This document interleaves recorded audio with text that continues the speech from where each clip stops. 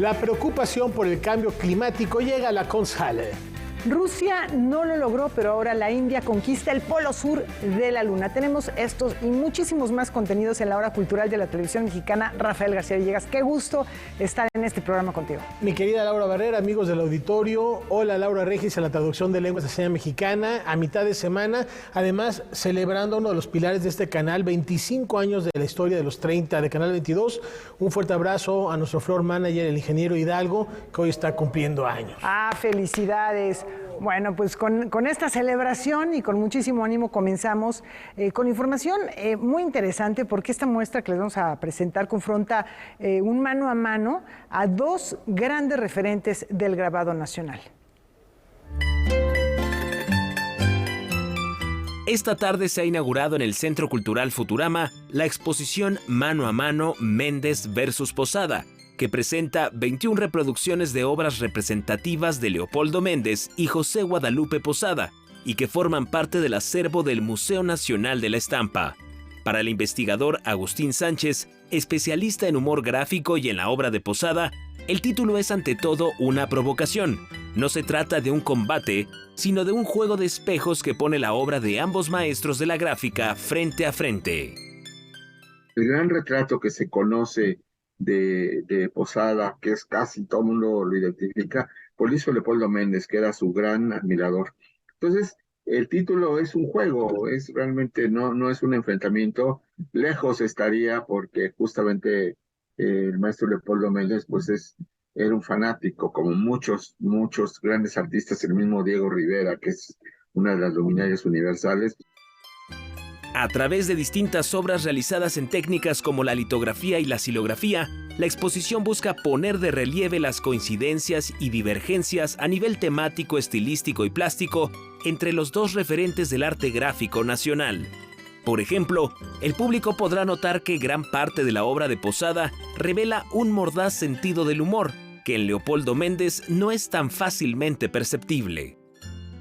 Aquí hay un fenómeno curioso que es: todo el mundo identifica a Posada con la muerte, y si bien su obra cumbre es la Catrina, pues las calaveras son un mínimo de obra, si no es ni el 10% de su obra, ¿no? Lo que sí está presente siempre es el humor, el dibujo satírico, la burla de lo cotidiano. La exposición Mano a Mano, Méndez versus Posada, diseñada originalmente para el entorno virtual en 2020, podrá visitarse de forma gratuita hasta el 16 de septiembre en el Centro Cultural Futurama, espacio ubicado en un célebre cine que cayó en desuso al norte de la Ciudad de México. La muestra forma parte del programa Munay en Movimiento, el cual ofrece al público actividades extramuros como alternativa a los trabajos de modernización eléctrica y de iluminación que se realizan en el Museo Nacional de la Estampa. Para Noticias 22, César H. Meléndez. El objetivo, conservar y difundir la cultura, además de exaltar los aportes en las ciencias y en las humanidades. El Poli reconoce a dos destacadas figuras en su fiesta editorial. Para la edición 2023 de la Feria Internacional del Libro del Instituto Politécnico Nacional, su comité ha decidido otorgar el premio correspondiente a este año al Dr. Gerardo Herrera Corral en la categoría científica y en la categoría humanística al Dr. Armando Bartra Vergés. Esto en reconocimiento a su trayectoria de carácter nacional e internacional, su labor docente y la promoción y difusión de sus saberes.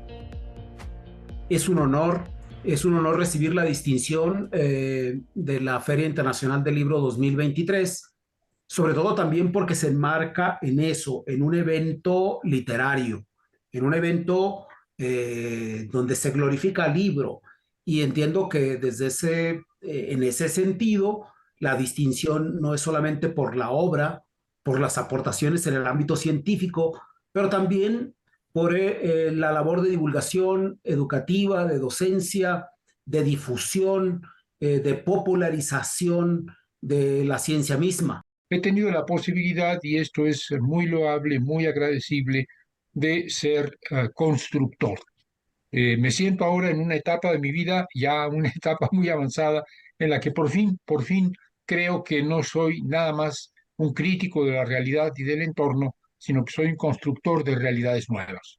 Y si en estas circunstancias, en tiempos en que yo creo que la tarea central es la construcción de un mundo nuevo, de un México distinto, si en estos años recibo un reconocimiento a mi trabajo, diríamos, en el área de las humanidades, me parece que si no es merecido, cuando menos sí es oportuno. Armando Bartra cuenta con estudios en filosofía en la UNAM y se ha desempeñado como docente.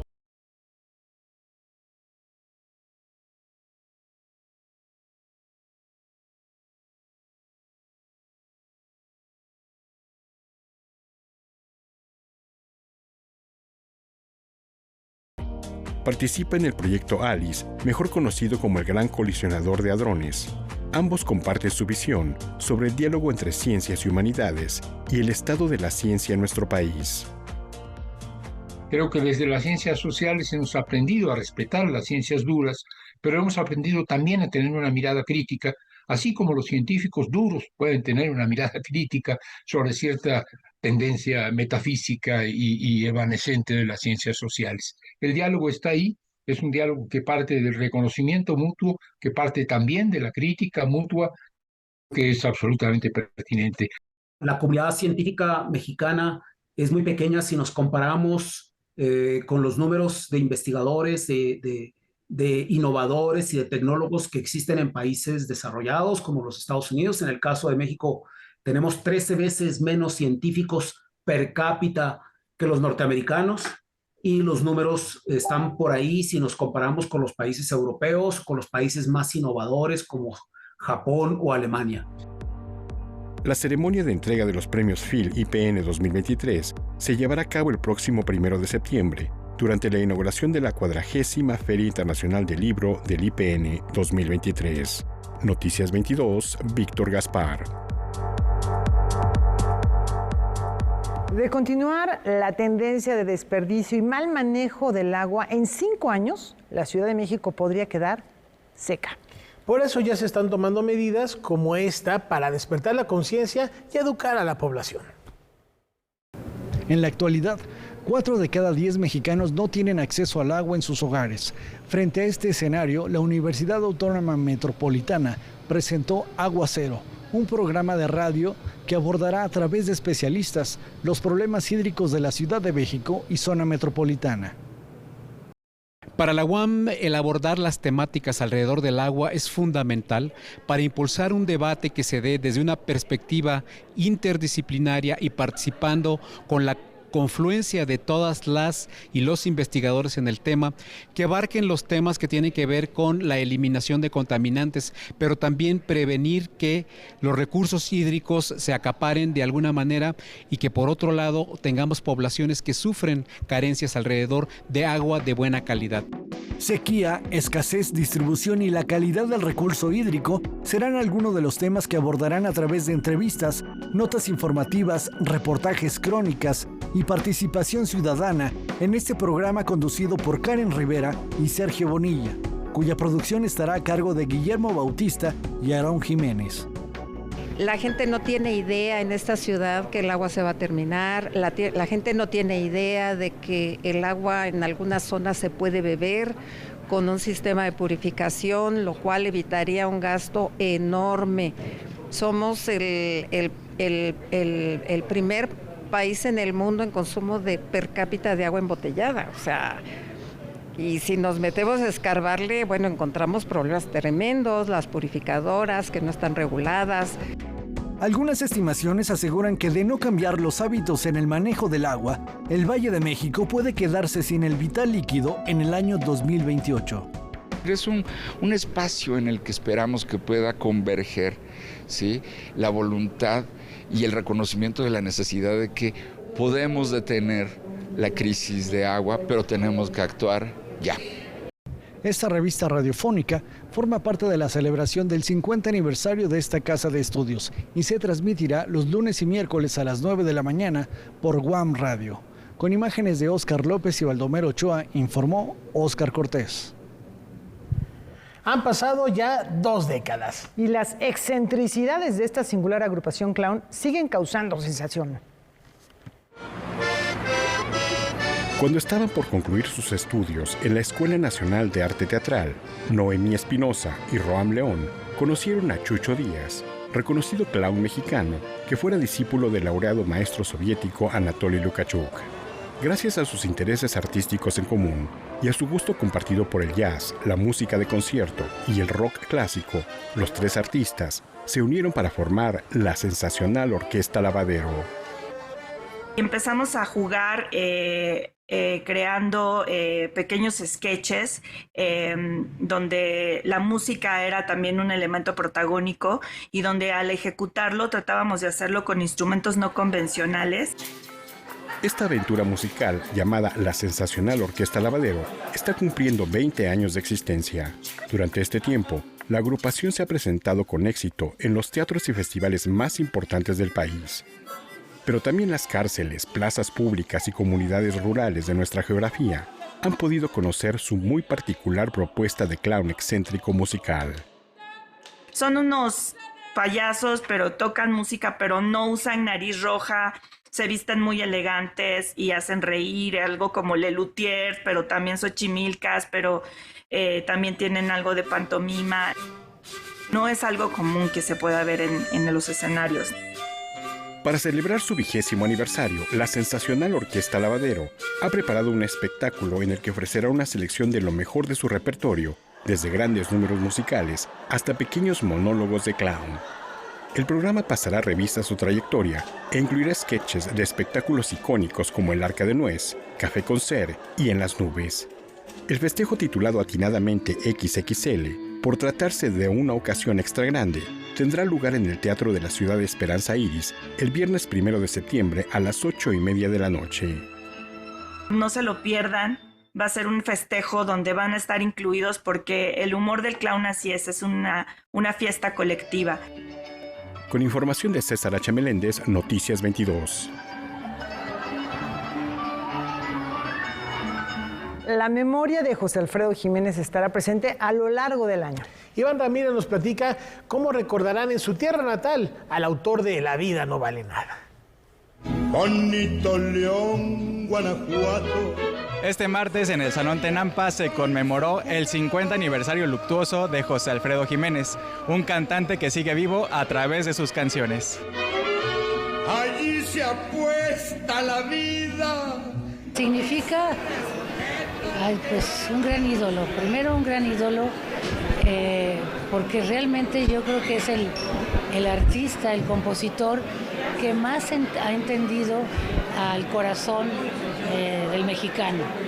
Yo creo que esa es su gran virtud y es su gran valor, porque hace que no haya generación que no lo viva, que no lo sienta. Allá en mi León, Guanajuato, la vida no vale nada. Las canciones más reconocidas del cantante son Camino de Guanajuato, porque alude a diferentes municipios del estado, y la de El Rey, que es algo que ha pasado por culturas, países y es utilizada como un referente.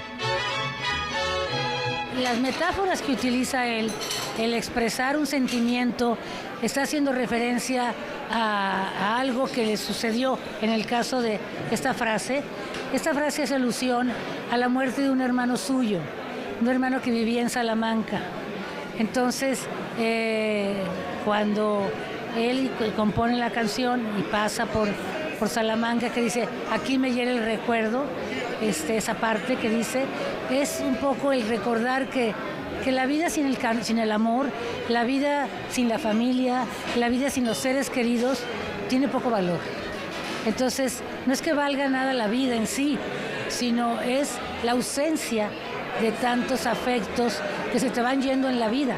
Hay una gastronomía estupenda, las nieves de Dolores Hidalgo son famosas en todo México, tenemos las serenatas, que esas son hermosas, el por la calle ir tocando la música, los recorridos de cantinas, la visita a la tumba, la misa que se hace ahí mismo, en fin, es realmente un programa muy amplio, lleno de sentimiento, porque yo creo que eso es lo que caracteriza este festival, el sentimiento. Todo el mundo va a cantarle a José Alfredo.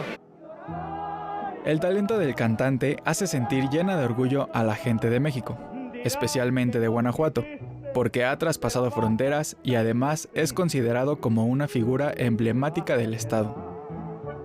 Este próximo 22 al 26 de noviembre se homenajeará en Dolores Hidalgo a José Alfredo Jiménez en la tierra donde la vida no vale nada. Para Noticias 22, Iván Ramírez. Con dinero y sin dinero, hago siempre lo que quiero. Ingeniero, ideólogo, científico. Así evocan la memoria de Heberto Castillo. Para recordar al ingeniero y político Heberto Castillo, la familia organizó una serie de actividades que incluyeron una conferencia y una muestra pictórica con algunas de las obras que hizo. Fue un hombre que siempre estuvo del lado de los más vulnerables, siempre estuvo buscando que hubiera un México más justo y más equitativo y apoyaba los movimientos nacionales desde los años 50 por ahí. Lo veo como un hombre como de utopías, porque toda su vida luchó por que hubiera democracia y por ver un cambio, y él fallece el 5 de abril de 1997. Y las elecciones, que son las primeras que se hacen para la Ciudad de México, son en julio del 97, que es la primera vez que el PRI sale del poder, ¿no? Entonces no le tocó ni siquiera ver pues una transición. La exposición, que se presenta en las oficinas de la Secretaría de Cultura del Gobierno de México, muestra su parte creadora. Él pintó casi toda su obra mientras estuvo en la cárcel de Lecumberri. Lo usaba como para relajarse, de hecho nunca sintió que era artista, nunca quiso exponer en vida ni nada, pero pues como pueden ver en los cuadros tenía mucho talento. Noticias 22, Alberto Aranda. Su característico humor negro y su afición por la venganza lo definen. Este cineasta ha conquistado audiencias alrededor del mundo.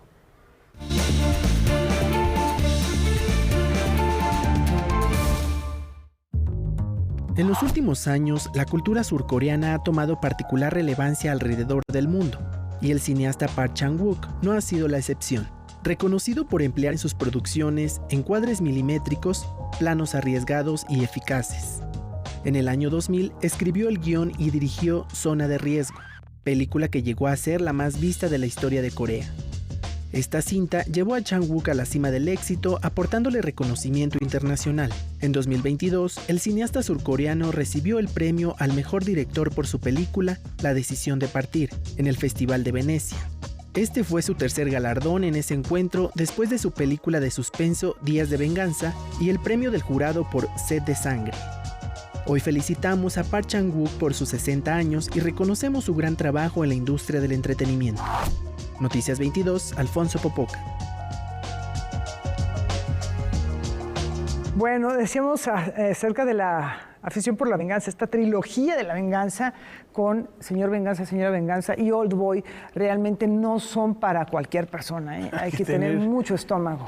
Definitivamente, y hay un registro muy interesante que maneja Park Chan-wook. Por ejemplo, la decisión de partir es una extraordinaria película, la más reciente que nos ha regalado, con matices de novela negra, con unas vueltas de tuerca muy interesantes, donde el tema principal, el eje principal, sí, es una historia de amor que de repente se sale de las manos. Bueno, ahí siempre hay esos sentimientos que son muy límites en los seres humanos. Es toda una historia acerca de la humanidad, cada una de sus películas, porque toca enormes matices, no solamente esta parte tan negativa del ser humano, sino también la parte más luminosa. Entonces, bueno, pues ahí hay mucha tela de dónde cortar cuando uno ve las películas de Park Chan-wook. Personalmente la recomiendo, pero sí, efectivamente hay que tener, pues digamos que una reserva, ¿no? Para quienes no son muy afectos o no pueden soportar violencias tan fuertes psicológicas y también gráficas. Ahí está La doncella, otro gran ejemplo de lo que planteas. Y tenemos más información, Laura. Efectivamente, porque, bueno, estas mujeres que les vamos a platicar se han destacado en la creación dancística y musical. Ellas nos invitan a celebrar el arte del movimiento. El público podrá apreciar las creaciones coreográficas de Yasmín Barragán, Rocío Murillo, Sonia Jiménez e Irina Marcano. Esto en la breve temporada que tendrá la Compañía Nacional de Danza en el Palacio de Bellas Artes. La primera parte del programa es el concierto para violín de Tchaikovsky, que está dividido en 3 movimientos y cada movimiento lo tiene una coreógrafa diferente. Y el tercer movimiento es un estreno de Sonia Jiménez, que es con lo que cierra la primera parte del programa, que Sonia también es integrante de la Compañía Nacional de Danza. El segundo tiempo incluye el estreno de Leo, el espacio onírico, de la coreógrafa Irina Marcano y música de Alberto Ginastera. Siempre había querido hacer una obra clásica de danza pensando en el formato surrealista, entonces tomo Leonora como inspiración y luego buscando música encuentro esta pieza maravillosa de Ginastera que también tiene unos toques surrealistas fascinantes porque tiene muchos cambios inesperados musicalmente. La pieza no retoma pasajes de la vida de la pintora Leonora Carrington, pero sí algunas de sus obras y personajes, como el quiromante. Nosotros lo que tratamos de hacer fue, ayudado por supuesto de la iluminación y el vestuario, hicimos todo un equipo creativo entre las 3 que estamos al frente de la obra y lo que hicimos fue tomar las piezas de Leonora como inspiración. Se ven reflejadas por supuesto en elementos de vestuario, se ven reflejadas en elementos también escénicos, pero estamos haciendo una obra que no tiene una narrativa particular, solamente está interpretando ciertos cuadros y ciertos personajes de la obra de Leonora Carrington.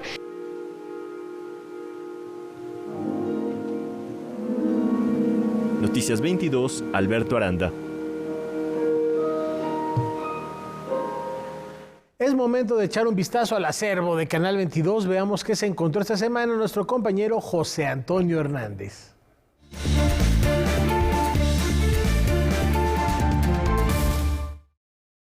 Es una de las últimas divas del cine mexicano que está viva. Nació en Guaymas, Sonora, y empezó a actuar primero en teatro que en cine en la década de los 40. Es Silvia Pinal, quien también está en el acervo del Canal 22. Pues me impresionó muchísimo ver el tamaño, primero el tamaño de los foros, luego la diferencia de ambientes. Eso me impresionaba mucho, que de un lado estaba tan pobre, tan vacío, tan lleno de porquerías, y por otro lado estaba tan majestuoso, tan lleno de cosas majestuosas y maravillosas, ¿no? Y poco a poco me fui acostumbrando. En la década de los 50, acrecentó su estatus en el cine mexicano al acreditarse como protagonista en El Rey del Barrio, Comedia con Tintán o El Portero con Cantinflas, y trabajar con grandes directores de la época. Me quedaría con Buñuel, definitivamente. Pero el Indio, yo tuve una adoración por Emilio Fernández, porque las películas que hizo él estaban en el mundo, dieron a conocer el cine mexicano. Él y Gabriel. Para mí fue un honor trabajar con el Indio Fernández. Con Luis Buñuel hizo 4 películas que le dieron gran éxito y popularidad, tanto en América como en Europa. Bueno, era una gente muy estricta, muy organizado, muy frío, pero era un hombre que por su sordera tenía ya, como era también editor, muy buen editor, él llegaba con la película cortada en la cabeza. Él ya llegaba con las escenas, casi no gastaba material. O sea, era un productor, un director muy económico. El pincel de Diego Rivera la pintó de cuerpo entero y trabajó con grandes actores que le dieron, según refiere, grandes lecciones. Anthony Quinn, me acuerdo que terminamos una película porque era muy mañoso conmigo, me cambiaba los diálogos y yo me los aprendía de memoria. Y yo, aunque me los aprendía de memoria, me daba cuenta que me los estaba cambiando, pero pues, más o menos me defendí, ¿no? Y al final me decía, ¿tú qué haces aquí, idiota? Tendrías que estar en Hollywood. El elogio. Silvia Pinal sigue activa y recibiendo premios y reconocimientos, fruto de su amplia carrera. Noticias 22, José Antonio Hernández.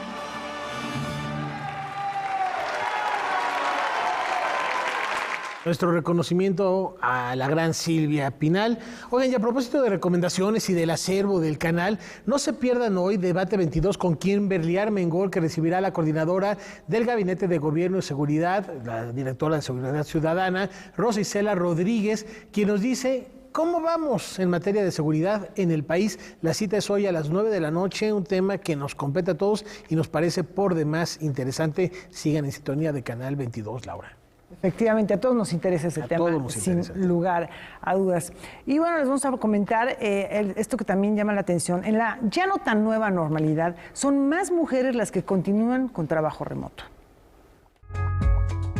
El trabajo desde casa a partir de la pandemia por COVID es un cambio que llegó para quedarse, publicó recientemente The Washington Post, detallando que en Estados Unidos esta nueva normalidad es más pronunciada para mujeres y para trabajadores con educación universitaria. De acuerdo con la encuesta americana del uso del tiempo 2022, aunque muchos empleados han regresado a las oficinas después de la pandemia, un número extraordinariamente alto de ellos no lo ha hecho, especialmente aquellos con una licenciatura o superior, que fueron alrededor del 54% en 2022. Antes de la pandemia, 26.2% de las mujeres estadounidenses trabajaba desde casa en 2019. En 2020 aumentó a 49.3% y el año pasado bajó a 41%, indicó la encuesta. En comparación, solo 28% de los hombres hicieron home office en ese 2022. Esta brecha de género en el trabajo desde casa apunta a dos causas. La primera es que las mujeres tienen más a menudo estudios más altos, lo que les permite tener trabajos que son remotos. La segunda es que hacen el trabajo remoto para combinarlo con el cuidado de los hijos. Desde la pandemia, este cuidado se convirtió en la actividad primaria de las mujeres, que pasaron el doble de horas cuidando a los hijos que los hombres. Y el tiempo que las mujeres dedican a cuidar a los hijos mientras hacen otras actividades como trabajar o cuidado personal es arriba de 2 horas más que los hombres. La brecha de género en los quehaceres del hogar también es una tendencia de larga data. En 2022, 85% de mujeres y 70% de hombres dedicaron tiempo a labores domésticas. Por ejemplo, 47% de mujeres realizaron limpieza y lavandería, en comparación con 22% de los hombres. Otro dato arrojado por la encuesta americana del uso del tiempo 2022, reportada por The Washington Post, es que los estadounidenses están pasando más tiempo solos que antes de la pandemia, mientras que el grupo de 20 a 24 años es el único que pasa más tiempo que antes del COVID socializando. Los adolescentes y los adultos de entre 55 y 64 años han experimentado una disminución general en esta actividad. Para Noticias 22, Katia León Monterrubio.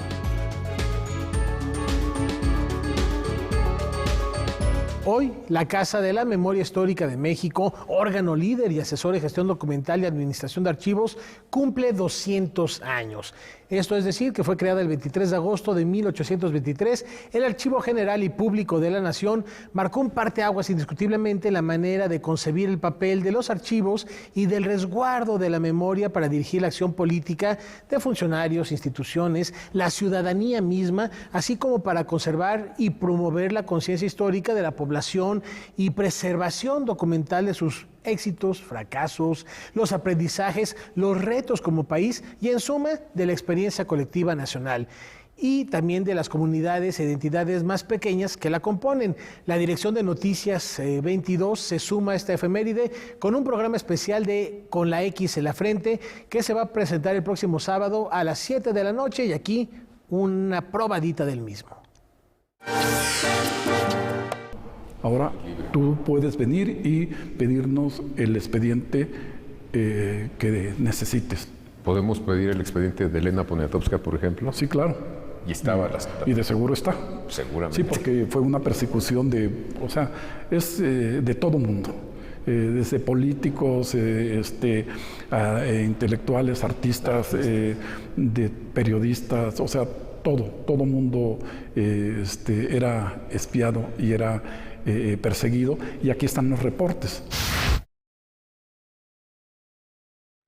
sábado a las 7. Y si tienen ganas de ir a visitar personalmente el Archivo General de la Nación, puede hacerse, está abierto al público. Evidentemente hay áreas que son para investigadores, que hay que tener mucho cuidado porque son documentos que no pueden tocarse, que no pueden manipularse. Pero bueno, pues hay la oportunidad de visitar muchas áreas y también acercarse a gran cantidad de documentos.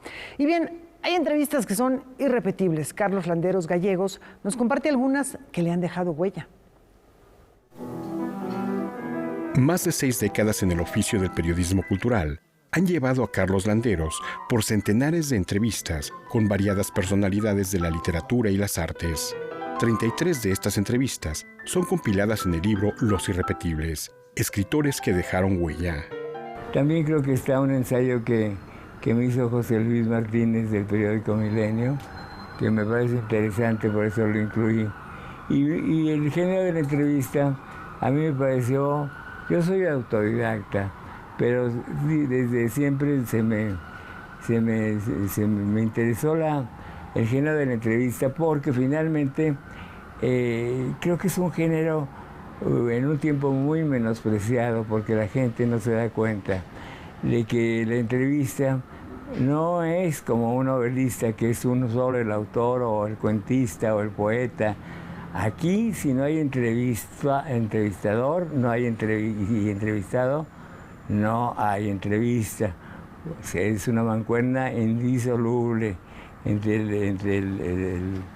entrevistador y el entrevistado.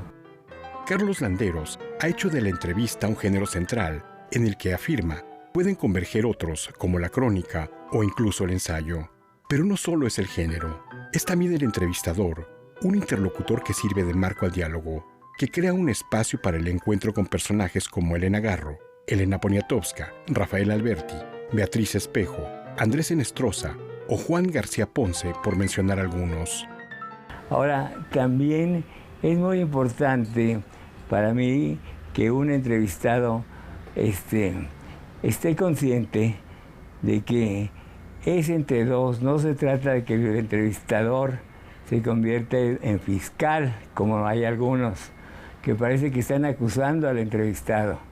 Entonces, yo en ese sentido he sido muy cuidadoso porque, pues yo creo que es entablar un diálogo, la entrevista es entablar un diálogo que hasta donde sea posible, también el entrevistador se convierte un poco en psicólogo, porque se da uno cuenta cómo le está cayendo bien o mal al entrevistado, o si no quiere hablar, ¿verdad? O sencillamente que no hay empatía. La sensibilidad ante la palabra, ante el entrevistado, ante las emociones y sensaciones, define la idea de entrevista de Carlos Landeros. Entrevista entendida como encuentro que permite revelar el carácter y pensamiento del interlocutor. ¿Qué armas puede utilizar un entrevistador para decir cosas que al público le interese, ¿no? Entonces, en un momento determinado, ver por qué lado va la lidia del toro. Usted siente inmediatamente como entrevistador cómo está, si hay empatía, si se entabla una empatía inmediata o si no la hay. Entonces, ¿cómo recurrir para que se cambie la lidia del toro? Puede ser a través del halago o en un momento determinado acicatear al entrevistado, pues para que diga cosas que le interesen al lector. Los Irrepetibles, escritores que dejaron huella, de Carlos Landeros, aparece en Ediciones Delirio. Noticias 22, Víctor Gaspar. Una nueva esperanza médica se esboza con estos implantes cerebrales. 2 estudios publicados en la revista Nature consignan la esperanza para mucha gente de volver a comunicarse. 2 mujeres con daños neuronales han recuperado el habla gracias a implantes cerebrales. El primer estudio, liderado por Jamie Henderson, investigador de la Universidad de Stanford, tuvo de paciente a Pat Bennett, de 68 años, quien tiene movilidad en su cuerpo, pero sus labios, laringe, lengua y mandíbula no le permiten hablar. 2 sensores implantados en su cerebro recolectaron señales neuronales de una región asociada con el lenguaje. A través de un software se decodificaron, y tras 4 meses de aprendizaje, el sistema combinó esa información con un modelo de lenguaje informático, lo cual hizo posible que Bennett reprodujera 62 palabras por minuto. El segundo estudio fue liderado por Edward Chang, de la Universidad de California en San Francisco. Su paciente Anne había perdido el habla hace más de 17 años. En su caso, le colocaron implantes cerebrales que se componen por 253 microelectrodos, que recogieron señales de diversas regiones de su cerebro. Anne logró reproducir 78 palabras por minuto. En este estudio, se añadió un avatar con su rostro, el cual transmite la expresión facial de la mujer. Para hacerlo posible, se ocupó un video de su boda antes de sufrir su enfermedad. Ambos equipos en una junta online compararon sus resultados, concordando que estas tecnologías están cerca de ofrecer una solución práctica para problemas del habla. Para Noticias 22, Natalia Ochoa.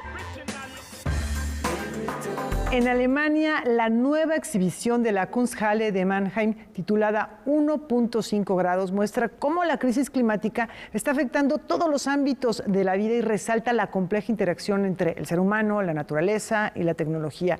El título de la exposición fue inspirado en el Acuerdo de París ratificado en 2015 por 196 países para limitar el calentamiento global a 1.5 grados.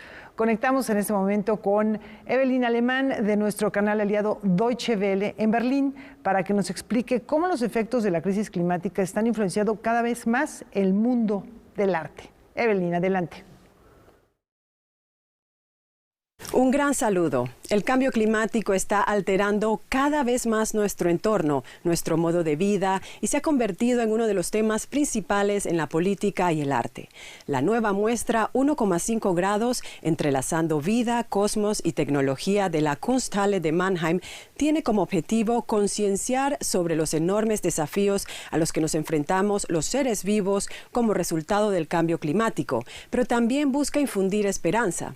La exposición está dividida en 7 fragmentos donde se muestran más de 200 obras que abordan temas complejos como la conexión entre el arte, la ciencia y la tecnología, las formas artísticas de activismo o el significado de las relaciones entre animales y humanos. Las instalaciones permanentes son complementadas con nuevas obras elaboradas especialmente para la ocasión. Entre ellas se encuentra la instalación de Rumo Hasume, titulada Ratzinger Second Only to God, que muestra un barco volcado entre bidones de petróleo en el que solo ha sobrevivido una rata blanca. También destacan las fotografías de performances de Emerson Pontes, que abordan la inexorable destrucción de la selva tropical amazónica en su tierra natal, Brasil. 1,5 grados es uno de los proyectos de mayor envergadura jamás realizados por la Kunsthalle y forma parte de la Exposición Federal de Horticultura y Jardinería de Mannheim de este año, cuyo tema central es el cambio climático y la sostenibilidad. Las muestras no solo se extienden por todas las plantas de la Kunsthalle, sino también en los jardines del recinto de la exposición.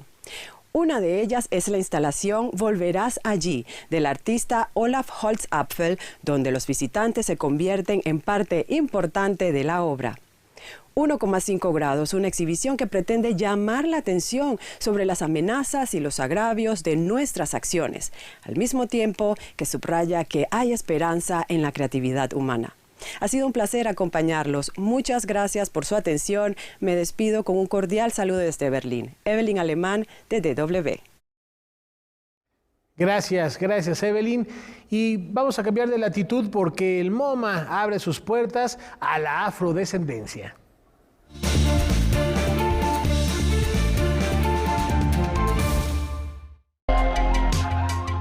En 2024 termina el Decenio Internacional para los Afrodescendientes, proclamado por la ONU.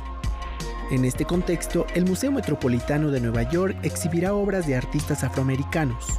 La exposición El Renacimiento de Harlem y el Modernismo Transatlántico contará con más de 160 obras. Retratos, fotografías o literatura mostrarán parte del movimiento artístico que surgió en los Estados Unidos en la primera mitad del siglo XX. Las obras serán procedentes de universidades tradicionalmente negras, fundaciones y museos tanto estadounidenses como europeos. Abordando temas sociales y raciales, la exposición está programada para el 25 de febrero de 2024. A través de esta muestra se ofrecerá un amplio panorama de lo que fue el primer movimiento de arte moderno internacional dirigido por afroamericanos. Noticias 22, Alfonso Popoca.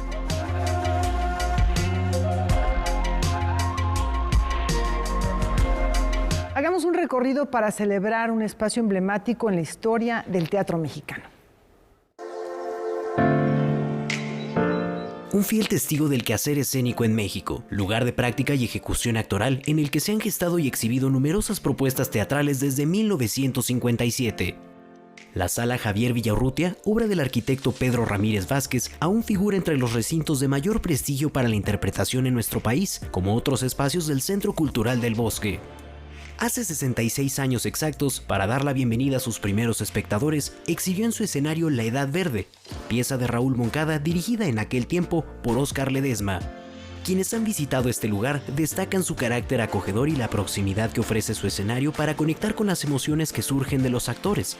Y esto tiene una explicación, pues la Sala Javier Villaurrutia es un teatro a la italiana, es decir, sus tablas y su embocadura terminan con una forma semicircular. Las butacas siguen esta alineación formadas en un trazo de herradura y con distintos niveles e inclinaciones. No hay mejor forma de celebrar el aniversario de este recinto que viendo lo mejor del teatro desde sus butacas. Hasta el 10 de septiembre pueden disfrutar la verdura carnívora de Producciones Shaky Falstaff y del 26 de agosto al 15 de octubre Que Viene Lobo, unipersonal del colectivo Mondomeraki. Lo hago por gusto. Si completo un número determinado de oyentes, me reducen 4 meses en mi condena y me urge salir de este chiquero. No tengo familia ni amigos, pero hay una misión. Hay iniciativas que llegan para quedarse y un secreto de esta prevalencia es estar ligadas con manifestaciones artísticas y culturales. Un ejemplo de este fenómeno es el que se instauró en Nueva Delhi, que ya estamos viendo ahí algunas imágenes, hace 9 años.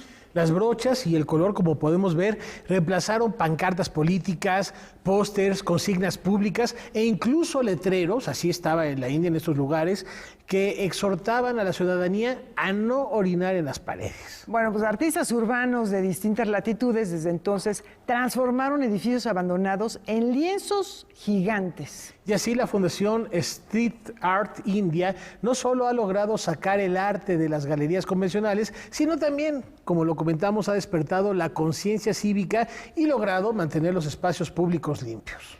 Y desde 2016 se lleva a cabo un festival que celebra la democratización del arte urbano. Bueno, y para mayores informes, si les interesa de manera particular lo que sucede allá en Nueva Delhi, pueden visitar la página Street Art India, st-artindia.org, donde encontrarán las obras que se han vuelto ya emblemáticas de estos paisajes urbanos y que han sido además, Laura, replicadas en otras partes del mundo.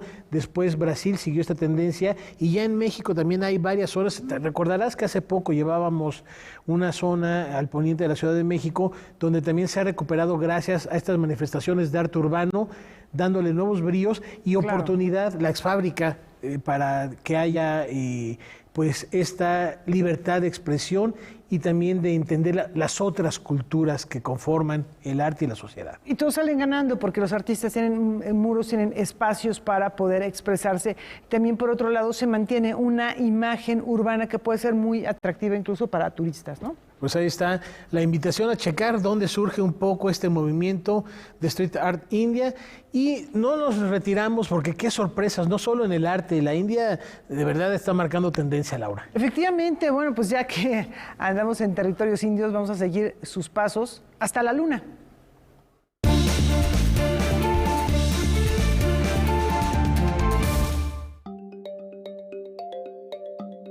En un acontecimiento sin precedentes, la India hace historia al convertirse en el primer país en llegar al polo sur de la Luna. Luego del fallido intento de Rusia por conquistar las regiones inexploradas del satélite natural, el módulo de aterrizaje Vikram de la misión Chandrayaan-3 ha logrado aterrizar exitosamente. Hasta hoy, solo Estados Unidos, la Unión Soviética y China habían logrado pisar suelo lunar, pero nadie lo había hecho en el polo sur, donde se espera encontrar grandes reservas de agua helada. Con este logro, se demuestra que se puede aterrizar de manera segura en la región, incluso para futuros viajes tripulados. Además, los científicos no solo buscan comprender las propiedades térmicas y físicas de la superficie satelital, sino entender sus propiedades químicas. Noticias 22, Alfonso Popoca. Bueno, y ahora esperar a que se ponga otra vez de moda el turismo espacial y que empiecen otra vez las misiones tripuladas. Es carísimo viajar a la Luna con una misión tripulada, pero la India está marcando tendencia, está marcando hito. Uno no lo hubiera pensado con las grandes potencias de repente que están en la conquista de esta guerra espacial que se le conoce, que fuera la India quien llegara al polo sur de la Luna, traer muestras y revolucionar también. Es mucho más allá de Bollywood, la India. Efectivamente, sí. Marcando un parteaguas en lo que respecta a la ciencia y a la exploración espacial. Y bueno, pues con estas muestras seguramente se podrá hacer una investigación importante en torno a los materiales de los cuales está hecho el universo y cómo se genera esta agua, qué características tiene. ¿Es posible que en esta agua pudiese surgir una vida similar a la de la Tierra? Bueno, pues lo importante de estas investigaciones es lo que después trae en avances tecnológicos que pueden ser aplicados a temas como ha ocurrido en anteriores misiones, por ejemplo, como la medicina. Ahí está, pues, una felicitación a todo este grupo de científicos de la India que han llegado al polo sur de la Luna. Y cambiando de tema, estas huellas van marcando un camino directo al éxito. Hikuri, cortometraje en lengua wixárika, dirigido por Sandra Uvilla León, obtuvo el premio a Mejor Cortometraje de Ficción en la tercera entrega del Encuentro Internacional de Artes y Ciencias Cinematográficas en Pachuca, Hidalgo. Con esta ficción de 17 minutos, seremos testigos de la historia de una joven que deberá decidir entre sembrar las últimas semillas de peyote de su abuela o abandonar su comunidad. Aquí, el gran problema es la nocividad de la actividad minera en la zona, pues contamina y envenena las fuentes de agua circundantes. Este trabajo se realizó durante la segunda edición de la convocatoria Huellas Verdes, concurso de creación de cortometrajes con mejores prácticas para reducir su impacto ambiental, en la localidad de El Roble, en el municipio de El Nayar, con un equipo integrado por nayaritas y miembros de la comunidad wixárika. Hikuri, además, forma parte de la competencia mexicana Neomex de Shorts México 2023. Bueno, pues nos vamos a despedir ya, ¿no? Ya tenemos unos cuantos minutos, un par de minutitos, solamente para hacerlo con un poquito de música. Modest Mussorgsky, un compositor de origen polaco, nacionalizado alemán, con grandes influencias, por supuesto, al ser polaco, de Federico Chopin en el cenit del romanticismo. Le tocó la Primera Guerra Mundial y cayó un poco en el olvido, pero afortunadamente ya más hacia el siglo XX fue rescatada su obra. Un extraordinario pianista y maestro de maestros de varias generaciones de compositores en toda Europa. Una época muy prolífica fue precisamente cuando estuvo en París. Efectivamente, él nace el 23 de agosto de 1854, fue académico, pianista, ya me lo mencionabas, Rafael. Director de orquesta también. Por supuesto. Así lo recordamos esta noche y los invitamos a que nos acompañen mañana en Noticias 22. Buenas noches.